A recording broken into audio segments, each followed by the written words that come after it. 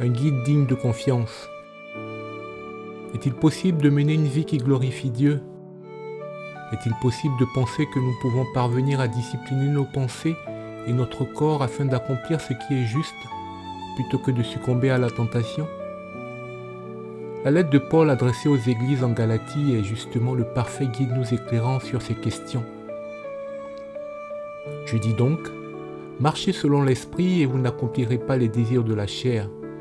Galates chapitre 5 verset 16. Aussi longtemps que nous ne renonçons pas à nous-mêmes et que nous ne nous soumettons pas à Dieu, notre nature pécheresse sera constamment en guerre contre la volonté divine.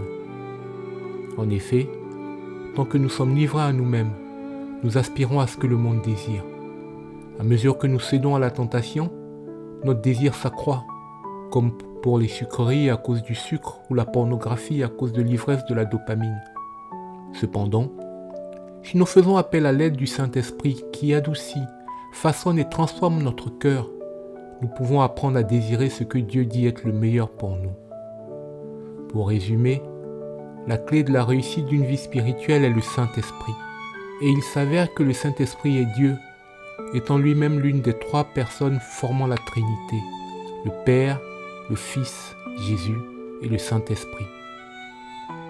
Rappelons que Jésus a déjà accompli pour ses enfants la difficile mais magnifique œuvre de la rédemption par sa vie, sa mort et sa résurrection. Il désire à présent poursuivre cette œuvre puissante en nous et à travers nous. Bien sûr, si cela paraît impossible, cela le restera tant qu'on lutte seul.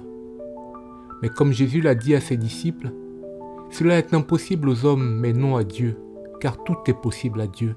Marc, chapitre 10, verset 27. Le psalmiste ajoute une autre perspective précieuse à l'enseignement en écrivant « Comment le jeune homme rendra-t-il pur son sentier ? En se dirigeant d'après ta parole. » Psaume 119, verset 9. Ainsi donc, en nous conformant à sa parole, inspirée par le Saint-Esprit, mener une vie rendant gloire à Dieu n'est pas seulement une possibilité, mais devient une certitude.